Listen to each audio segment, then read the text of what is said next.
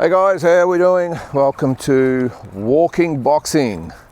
It is Friday, November the 8th, 2024. And a little bit chilly today. Sun's out, as you can probably see behind me, but a little bit chilly, which is not too bad after the last couple of days being quite warm. On to the boxing news. And don't worry, by the way, I'm not going to talk about the election today. There's quite a little bit of feedback about that. 99% positive. Actually, everyone was positive. Everyone just has their own say, and that's fine. A couple of people disagree with me, and that is cool. We move on. All right, the boxing news. Probably the first thing I saw today was that Turki Al Sheikh, Mr. Boxing, World Boxing, has purchased the Ring magazine. Now, if you're like me, back in the day, this was the holy grail of all boxing magazines. It was the first magazine, actually. It was brought out in 1922 and was the #1 magazine for quite some time. Of course, they've also got their own belt these days, and Oscar De La Hoya, I think, bought it in 2007. In 2022, it ceased publication in print form and just went to digital, which is probably the way most sites are going now. I don't like it. I used to love going to the news agency, or my mum did, to buy me all the monthly magazines. There was about 6 or 7 of them, but the Ring was probably the most respected one. Oscar, and then Oscar had it from 2007, and then of course now Turki Al Sheikh has apparently bought it. So yeah, I'm not quite sure what the cost of the magazine was or what the purchase price was. But apparently it's going to be a new beginning, the launch of it. I'm just not quite sure what more he could do with the magazine. I know magazines themselves are pretty much obsolete these days, but he's apparently going to bring it back into print form. So I just think the way we consume our news these days, whether it be boxing or any other sport or any other news, that you do it online. I'm not quite sure people are used to, in this day and age, unless they're my vintage, of walking into a news agency. Do news agencies even exist anymore? I'm not even sure. I haven't been into one for a long time. I suppose they do exist, don't they? Because the Tats Lotto and all that sort of stuff they have in there. Actually, they do. I've seen them at shopping centres, so I don't get out much. But they do exist, but I'm just not quite sure whether boxing, as I said, and sport consumers as well will welcome that. I'm not sure, because people these days, they want to have their say, and you look at all the sites, whether it be on social media or just websites themselves, that people like to have their say. But having said that, maybe it is a great idea that it's only available in print form, so that we don't get the absolute dipshits that comment on these forums. I don't normally comment at all. I don't, and by the way, there are a lot of very good comments on there. A lot of people know the boxing, no drama. I actually like that, but unfortunately, it's just full of idiots who wouldn't have a clue. What do they say? You wouldn't know a left hook from a fish hook. Well, there's a lot of those in the comment section. Sometimes, like, well, whatever. So maybe if it's in print form, we don't have to listen or read what they have to say. I don't know. We'll see what happens. But either way, that is the news that Turki Al Sheikh has bought the Ring magazine. And just another bit of news. Well, it's not really news, it's a weekly segment, Oscar's Clap Back Thursday. And I watched it before coming on this morning's walk. And a little bit low key. The graphics and production keep getting better. He's obviously putting a lot of work into this. I've got no doubt soon he'll have a studio and his own show, maybe his own channel and whatever, but he does it well. He's improving. I like him. I like Oscar with what he's saying. So this week he's pretty much commented on what I discussed yesterday on here about Iman Khalif, the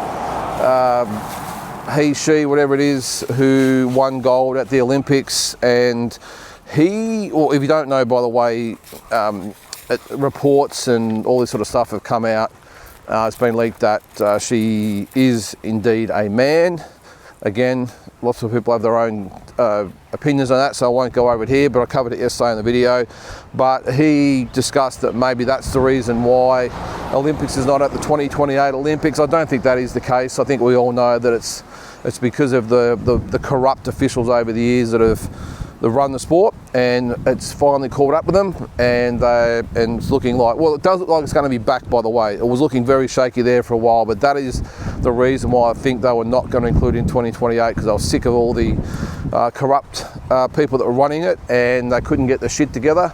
Not the fact that this happened. I think they'll learn a lot from that, all parties, and we might just see a few tweaks in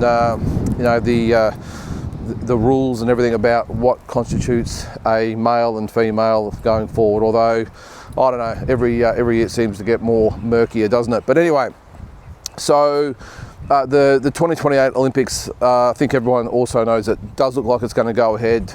Well, it's on the right path anyway. Triple G's at the helm. They've just conducted the first tournaments, and apparently, all going well, are on the right path to having the boxing at the 2028 Olympics, so no need to panic just yet. And he's also at the Commonwealth Games as well. Only 10 sports, and boxing is one of them, so that's great. Boxing made the cut. The other thing he discussed was the potential 5 versus 5, or even a 6 versus 6 against his best mate Eddie Hearn. I say that tongue in cheek, by the way, but the fights he was discussing, I think Eddie Hearn might have actually brought it up first, and of course Oscar is clapping back, as he says. I think the fights he wanted was Virgil Ortiz and Boots Ennis, which would be an absolute ripper fight at 154. The other ones were, Jaime Munguia and Jorge, was it Pacheco? Yep, super middleweight, which would be a good fight as well. Not mouth-watering, but still a good fight. The other ones were Shakur Stevenson, William Zepeda, which would be a ripper. Big test for Shakur Stevenson, that one, with an absolute beast in Zepeda, hunting him down for 12 rounds. Could he stay away for 12 rounds would be fascinating. Oscar Duarte against Devin Haney, which would be a solid fight. And the other one was the Jack Catterall fighting the winner of Jose Ramirez and Arnold Barboza, which is taking place this weekend, I think it is. So, yeah, solid fights. Wouldn't mind seeing the girls in there as well. Just off the top of my head, I think with Oscar Fundora, what's her name? Sebastian Fundora's Gabriella Fundora, maybe fighting someone from Eddie's stable. I know he's got a lot. I'm just trying to think off the top of my head, but I can't think of anyone at the moment. But Eddie's got his a stable full of female boxers, so I'm sure he would find somebody. So that's probably the only change I would make. But you never know. Oh, and the 6th fight was Oscar versus Eddie himself, because Oscar must have seen a clip of Eddie on the pads and said, hey, if you're doing some boxing training, I think boxercise, whatever you might have called it, box aerobics, why not step in with the golden boy? So the offer's out there for Eddie. I don't think any amount of money would get Eddie Hearn in the ring with Oscar De La Hoya, but you never know in this day and age of celebrity boxing and YouTube boxing and all the rest of it. So we'll keep an eye on that one. But that was clap back Thursday with Oscar. All right, on to today's episode of my boxing journey, and thank you again to everyone with the great comments and messages and everything. It's really appreciated. I'm glad you're enjoying what I have to say, and so many comments coming from people who were around that time, who might have even been at fights or sparring sessions or whatever it might have been. So it's great to hear. So keep the comments coming. I really appreciate it. All right, on to 1989. Now, this was a year I turned 16, so things are starting to heat up a little bit. I just come off my second Australian title, junior title, and continuing with the Victorian Amateur Boxing League. And I think I had another 8 or 9 fights and went undefeated again for the year, which was great. That was my 3rd year in a row. Actually, no, I take that back. I lost for the first time in 3 years, and I'll get to that fight. But as I said, I had the 8 or 9 fights, whoever it might have been. I can't remember some of the earlier fights, but the one fight that I did lose on the way to the Australian title that year. Now, I think I've mentioned in previous episodes, I used to go to Mick Canavan's gym in Ringwood in Melbourne, and he used to have I had a lot of guys down there, but there was a young guy down there named Paul Hutchins, or Paul Hutchinson, I think his name was.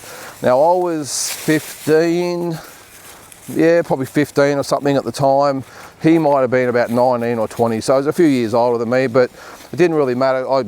In sparring, no dramas whatsoever. He was a tough guy, really awkward, but I handled him okay. Well, in 1989, towards the end of the year, the offer came up to fight Paul, and at that stage I was just starting to experiment with fighting seniors. And actually, in hindsight, 1989 was the year where I think I pretty much fought at senior for most of the year. And I'll get to a couple of those in a second. But that fight with Paul, the offer came through to fight him. It was in, I think it was in an army hangar or somewhere. I can't remember exactly where it was, but it was in an army hangar. And at that stage, I reckon I'd won 20 to 25 fights straight.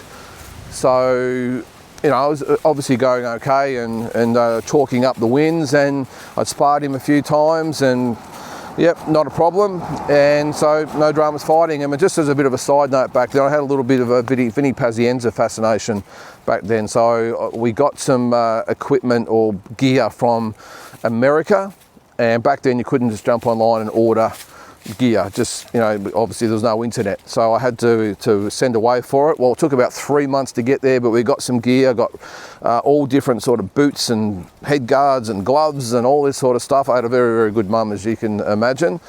And on that night I fought Paul Hutchinson's, probably again getting ahead of myself. Hutchinson, I think it is. I'll call him Hutchinson.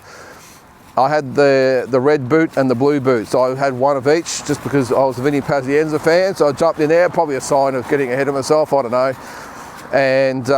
And Paul fought an excellent fight and got the chocolate, so he beat me, which was pretty hard to swallow because I'd won so many fights in a row. It's just an example out there, if you are a aspiring boxer, never take it for granted that it's just going to happen. I was so used to winning, so used to doing it pretty easily, just chalking up the wins, and just went through the motions of the fight, just expected it to happen, which is the worst thing you can do, rather than making it happen. And shock horror, after 4 2-minute rounds, I think they were back then, the referee raised his hands, and it was a kick up the arse, I can tell you, which is sometimes a good thing.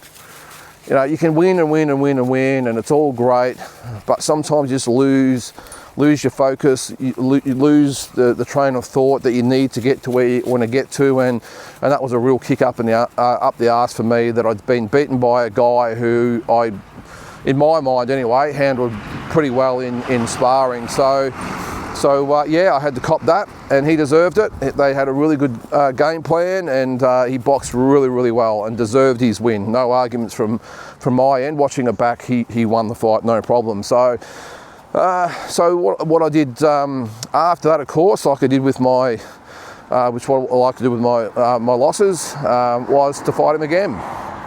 And I think it was about a month or 6 weeks later, whatever it was. I don't think it was for the state title, because I was still a junior, he was a senior. But I fought him again, and this time I was ready to go. There was no red boot and blue boot, none of this sort of stuff. It was just the regular gear. I can't remember what I wore, but I remember I was pretty focused, and this time really went in there, switched on, and beat him quite comfortably this time. But it's just an example of never getting ahead of yourself, no matter what level you're at, junior, senior, international, domestic, doesn't matter.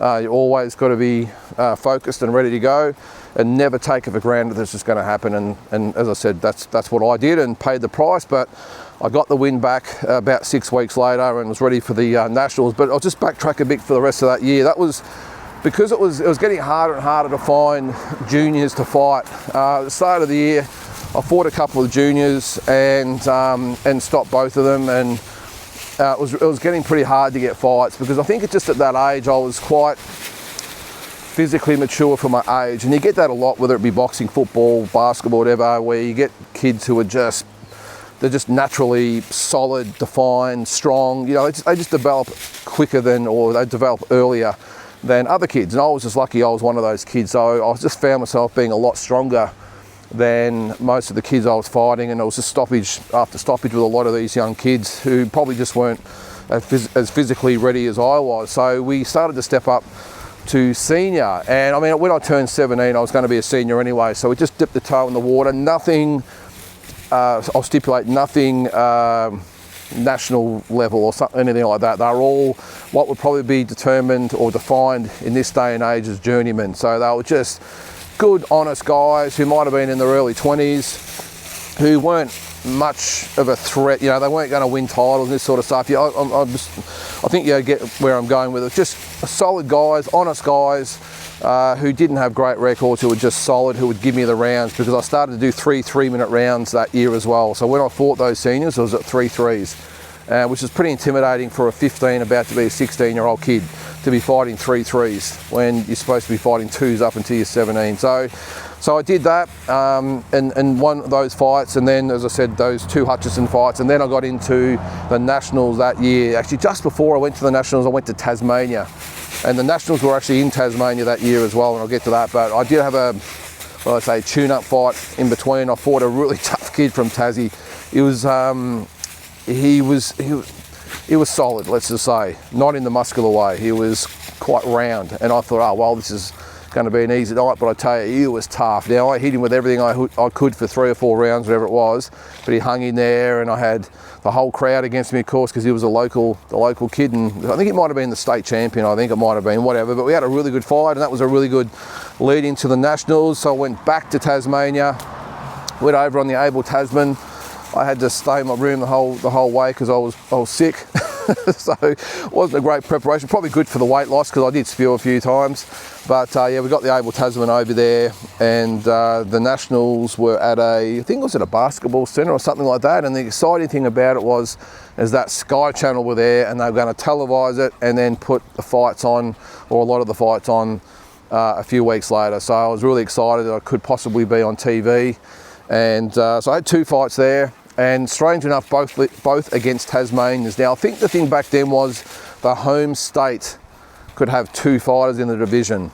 I think that's the way it works. So hence there was 2 Tasmanians. Now, it was they weren't the 2 Tasmanians that one of them wasn't the Tasmanian I fought just before the Nationals, because I think I might have fought him at a couple of divisions above my natural division. I think that year I was at 60, that's right, I went to 60 kilos. So I'd sort of gone through the years, 51, 54, 57, and now I was at 60 kilos as a 16-year-old. And I think I might have fought the other kid at 65 or 66 kilos or something like that.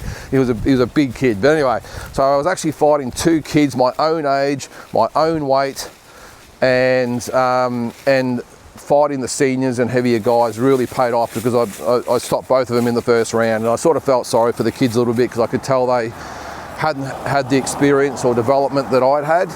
But hey, you got to do what you got to do. So I had 2 first-round knockouts or stoppages at the Nationals, and so that was 3 in a row, and that was going to be it for me in the junior ranks. So yeah, so that was a good way to end it. It was even better a few weeks later. I went to the pub to watch the Sky Channel, and they only had about a dozen fights on. Actually, it might have even been that much, or that many they had on the telecast, but they had 1 junior fight on, and it was mine. I don't know whether it was because they thought I was good, or because the fight went about 60 seconds and they had a gap to fill, or whatever it might have been.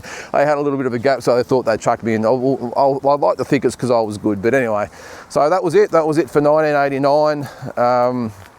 And as I said, it was a great way to finish the year, and ready for the not pro ranks, the senior ranks the following year, even though I think I had the first 6 months of 1990 as an amateur. So I'll quickly go through 1990, because strangely enough, not much happened, because I don't know why, I can't remember to this day, but in 1990 I didn't go to the Nationals.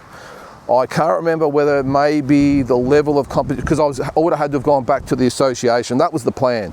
I'll just quickly brush over that as well. So what the plan was is, as a junior, because most of the gyms and everything that went from the association to the league a lot of them were junior fighters, or gyms that had a lot of junior fighters. So we went there to get fights. We really struggled in the association to get fights. In the league, I could get fights.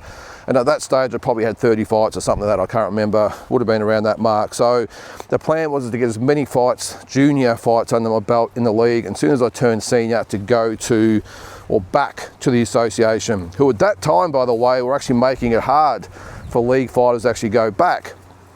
Of course, there were legal challenges and all that stopped them from stopping from allowing fighters to go back and forth. But anyway, so that was the plan. But in 1990, I think from memory, the plan was maybe not to go to the senior nationals because at that stage there was Olympic qualifiers. Well, you know, those types of fighters back then who were starting to prepare for the Olympics, and we had the likes of Spike Sheeny, Stefan Scriggins, some really great amateur fighters around that mark. And I think the plan was maybe, even though it'd been going pretty well, probably wasn't ready to fight those types of guys, especially a Spike Sheeny, who, you know, 2 years before had won a silver medal and was my hero, you know, so, and a lot of other amateur fighters' heroes. So I think that might have been the plan. But for that year, I think again I had another 7 or 8 fights, whatever it might have been, but a mixture of junior and senior, and really just got the experience levels up. Again, I won all the fights in 1990, and